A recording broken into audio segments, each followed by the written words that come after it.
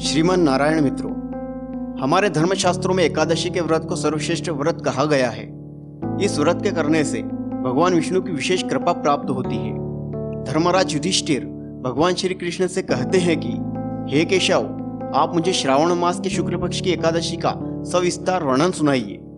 तब भगवान श्री कृष्ण ने युधिष्ठिर से कहा कि द्वापर युग के प्रारंभ में माहेश्मती नगरी में महिजित नामक एक राजा राज्य किया करते थे, जो पुत्रहीन थे।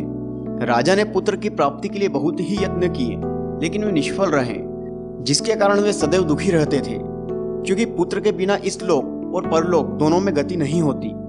राजा वृद्ध हो चुके थे, जिससे उनकी चिंता और भी अधिक बढ़ने लगी थी। एक दिन राजा ने प्रजा को संबोधित करते हुए कहा कि मैंने अपने जीवन में कोई भी पाप नहीं किए हैं और अपनी प्रजा का पुत्रवत पालन भी किया है, लेकिन इस प्रकार धर्मपूर्वक राज्य करने के बाद भी मैं इस महादुख को क्यों भोग रहा हूँ? इसका क्या कारण हो सकता है? तब राजा को ऐसा दुखी देखकर उनके मंत्री, ब्राह्मण और प्रजाजन महर्षि लोमश ऋषि के पास गए और उन्हें आदर के साथ प्रणाम कर उनके सम्मुख जाकर बैठ गए। तब लोमश ऋषि बोले कि हे ब्राह्मणों, मैं आप लोगों के विनय और सद्व्यवहार से अत्यंत प्रसन्न हुआ। अब आप मुझे अपने यहाँ पर आने का कारण बतलाइए, मैं आपकी क्या सहायता कर सकता हूँ? तब लोमश ऋषि के ऐसे वचनों को सुनकर वे सभी बोले कि हे महर्षि, माहेश्मती राज्य के राजा माहिजित बहुत ही धर्मात्मा राजा हैं और धर्मपूर्वक अपनी प्रजा का भी पुत्रवत पालन करते हैं, किंतु वे पुत्रहीन हैं, इसलिए अत्यंत ही दुखी रहते हैं। हम सभी उनकी प्रजा हैं और राजा का सुख दुख प्रजा का भी सुख दुख होता है, इसलिए हम आपके पास आए हैं। अतः आप राजा को संतान प्राप्त हो ऐसा कोई उपाय बतलाइए। तब महर्षि लोमश ने अपने नेत्र बंद कर राजा के पूर्व जन्मों को जानकर उन्हें यह बताया कि राजा पिछले जन्म में अत्यंत निर्धन था और वह बुरे कर्मों में लिप्त रहता था और वह एक गांव से दूसरे गांव में घुमा करता था।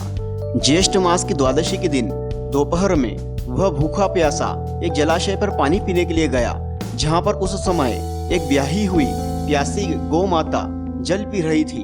तब राजा ने उसे वहां से हटा दिया और स्वयं जल पीने लगा, और यही कारण है कि राजा को इतने दुख भोगना पड़ रहे हैं। एकादशी के दिन वह भूखा प्यासा रहने के कारण इस जन्म में राजा तो बन गया, लेकिन प्यासी गौ माता को हटाने का दंड वह भोग रहा है।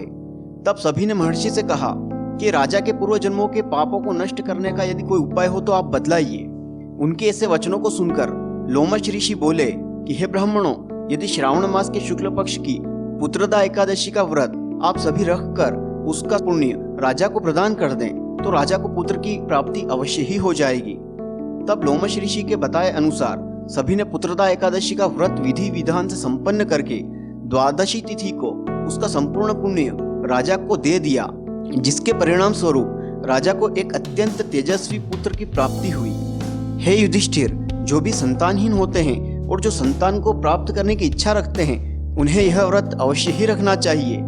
एकादशी का व्रत करने और उसकी कथा सुनने मात्र से मनुष्यों के समस्त पापों का नाश हो जाता है।